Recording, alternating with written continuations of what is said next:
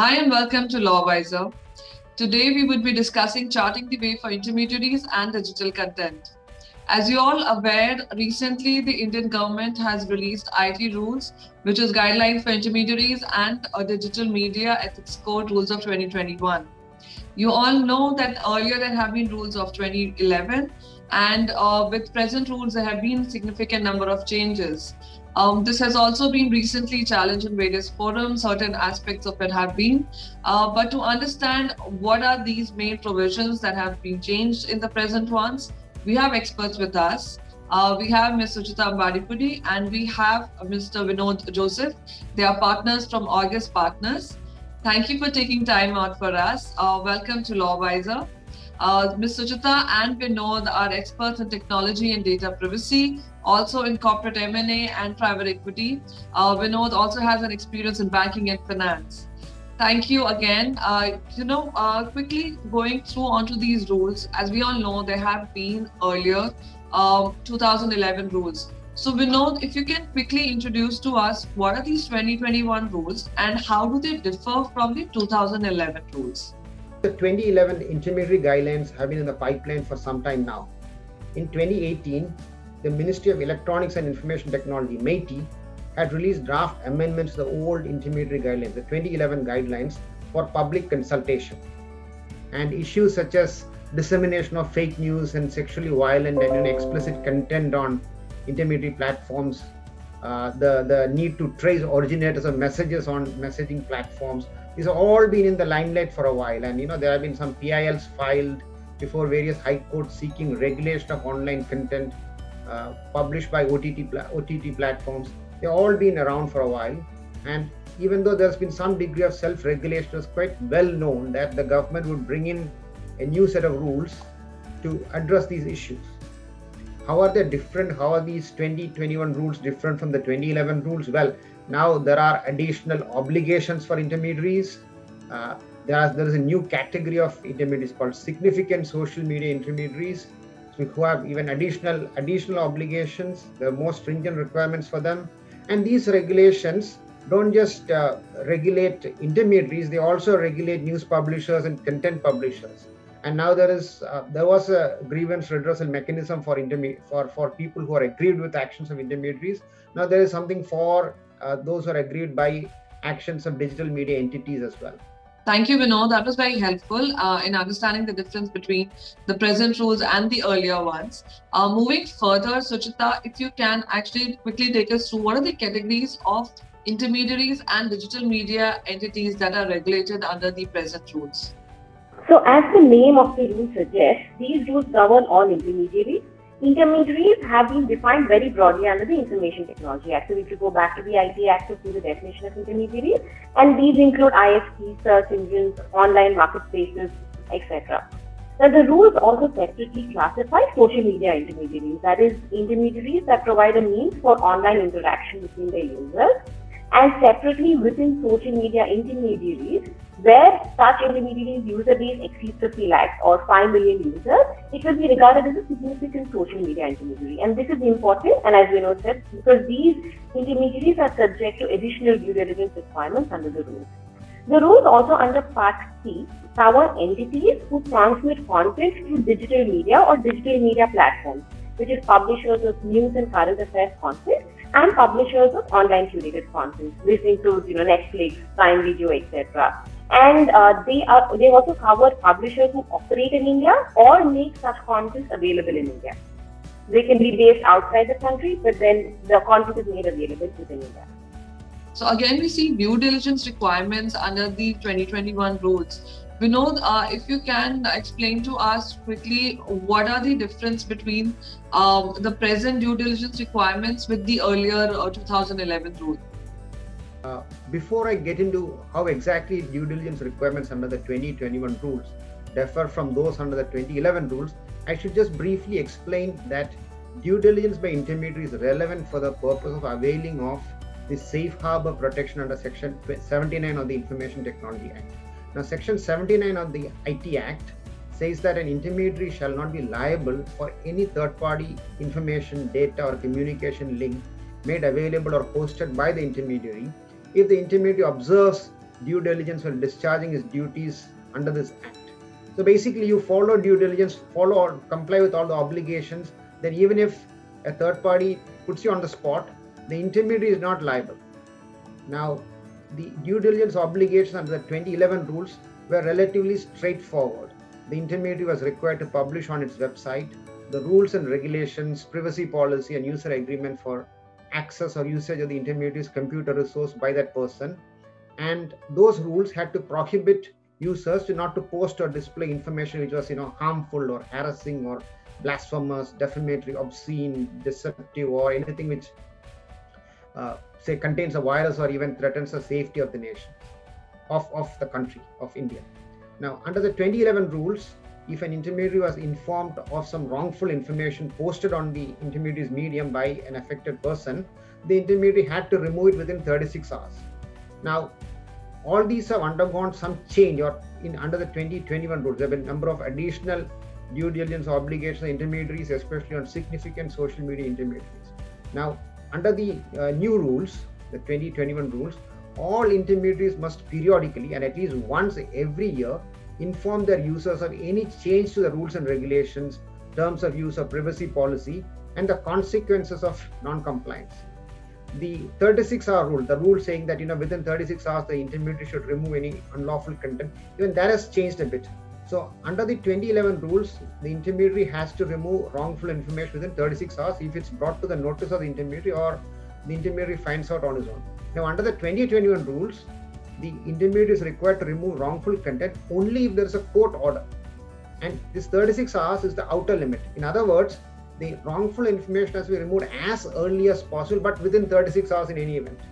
And there's a limited exception to this court order requirement. So if the intermediary receives any complaint from an individual regarding content which depicts nudity or any sexual act or impersonation of that person, including artificially morphed images, the intermediary must take all reasonable measures to remove or disable such content within 24 hours, not 36 hours, within 24 hours of receipt of the complaint, and here no court order is needed. So these are one set of changes. And then there are a lot of new obligations on intermediaries under the 2021 rules. So intermediaries are required to retain information and user registration record for a period of 180 days. Earlier it was just 90 days. And this is 180 days from the date of removal or disabling access to any unlawful information. And under the 2011 rules, intermediaries had a duty to assist law enforcement agencies and hand over information if called for. Now, under the 2021 rules, this has to be done within 72 hours. And of course, there are a lot of specific compliances for certain types of intermediaries. So, any intermediary who transmits news and current affairs content on behalf of publishers must publish a clear and concise statement on its website or mobile application informing publishers to furnish details of the user accounts to the Ministry of Information Broadcasting. Such intermediaries must also provide a demonstrable mark visible to all users of the compliance by the publisher of the requirement to share information with the Ministry of Information Broadcasting. Thank you, Vinod, for taking us through that. Moving further, Suchita, if you can just highlight on this, significant social intermediaries. What are their additional obligations under the 2021 rules? Sure. So as we discussed earlier, there was no concept of a significant social media intermediary in the 2011 rules. Now, under Rule 4 of the 2021 rules, we have a host of additional due diligence requirements and other obligations to be observed by social media intermediaries, which are required to be put in place and observed by such intermediaries within 3 months of the date notified by the government. So that will be by the end of May of this year. Now, some of these will include, and I'm not going to get into all of them, some of these are establishing a physical contact address in India, appointing certain officers such as a chief compliance officer, a nodal contact person, and a resident grievance officer. All of such individuals who have to be employees of the intermediary and Indian residents. The intermediaries that provide messaging services must also enable the identification of the first originator, as it is termed, of social media content, if required by an order of the court or a governmental authority. Now, this will of course impact end-to-end encryption, which is offered by many messaging services such as WhatsApp and Signal. The next thing, and this is not compulsory, but these intermediaries must also endeavor to develop and deploy technology-based measures such as automated tools to proactively monitor, identify, and remove certain kind of content. They also need to call out and identify promotional or sponsored content separately and publish monthly compliance reports with details as provided in the rules. One interesting thing under the rules, under Rule 6 of the rules, is the ministry can also pass an order requiring any intermediary who is not a significant social media intermediary to comply with these additional requirements if it believes that the services provided by these intermediaries fulfill certain conditions. Thank you, Suchita. Moving further, Vinod, as earlier you highlighted regarding the grievance redressal mechanism, if you can explain to our audience, what is the grievance redressal mechanism in relation to the intermediaries under these 2021 rules? The 2021 intermediaries guidelines has different redressal mechanisms for intermediaries in Part 2 and in Part 3. The one in Part 2 is for intermediaries, and the one in Part 2 is for intermediaries, and the one in Part 3 is for publishers. As per the mechanism in Part 2, an intermediary should prominently publish on its website or mobile-based application the name of the grievance officer and his contact details, as well as the mechanism by which a user or victim may make a complaint against any violation of the law. The grievance officer has to acknowledge the complaint within 24 hours and dispose of the complaint within 15 days of the date of its receipt. Suchita, we all know that these rules also talk about digital media. So how do the 2021 rules regulate the digital media as well? So as we stated earlier, Part 3 of the rules cover digital media, and this includes news and current affairs and online curated content. So these rules are basically applicable, and this is Part 3, to publishers of such news and current affairs and online curated content such as OTT platforms, and also intermediaries that enable transmission of such content. One point that we need to note here is these rules are to be separately administered by the Ministry of Information and Broadcasting as opposed to MeitY, which governs Part 2. Very briefly, the rules prescribe a code of conduct which is provided as an annexure to the rules, and which, amongst many other requirements, lays down general principles and guidelines for classification of content. This content can be films, web shows, web series, or any other shows available on OTT platforms. Now, there is a concern on what will happen to content already published on these platforms, but that's for later. So, content publishers are also required to put in place access control mechanisms such as parental locks and age verification mechanisms to restrict access to certain content. Thank you, Suchita, for taking us through these rules on digital media as well. So, in moving on further in relation to this, Vinod, if you can very quickly explain to us the grievance redressal mechanism, which is in relation to the digital media as well. Yeah. So, as mentioned earlier, Part 2 deals with intermediaries, while Part 3 of the 2021 rules has a 3-tiered grievance redressal mechanism for publishers. Now, it's unclear at this stage whether this framework will apply to publishers who have no physical presence in India. But leaving that aside, let's get into the 3 tiers. Tier 1 is basically the grievance officer appointed by the publisher, who will be the point of contact for all grievances. Each publisher must put up the name and contact details of the grievance officer on its platform. Tier 2, setting up one or more self-regulating bodies consisting of publishers, industry experts, and all that, will be headed by a retired judge of the Supreme Court or the High Court and registered to the Ministry of Information Broadcasting. The Ministry of Information Broadcasting will publish a charter for these self-regulating bodies, including codes of practice.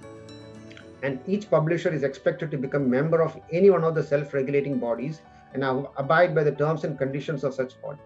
The self-regulating body can address grievances that the publisher fails to resolve within 15 days. It can hear appeals from the complaint and issue guidance or advisories to publishers requiring them to issue an apology, censor the content, or issue disclaimers or warning cards. In addition, the self-regulating body will also oversee and ensure that the publisher adheres to the code of ethics. That's Tier 2. Now, Tier 3 is actual oversight by the government. The Ministry of Information and Broadcasting has been given the power to establish an interdepartmental committee for hearing and examining grievances. This committee can only issue its recommendations to the Ministry of Information and Broadcasting, but it cannot pass any direction or order against the publisher. The Ministry of Information and Broadcasting can also issue guidance, advisories, orders, and directions to publishers for adherence with the code of practice. And that sums up the three-tiered grievance redressal mechanism for publishers in part 3. Thank you, Suchita and Vinod, for taking time out for us and quickly explaining the highlight and the key points concerning these IT rules 2021. Thank you so much.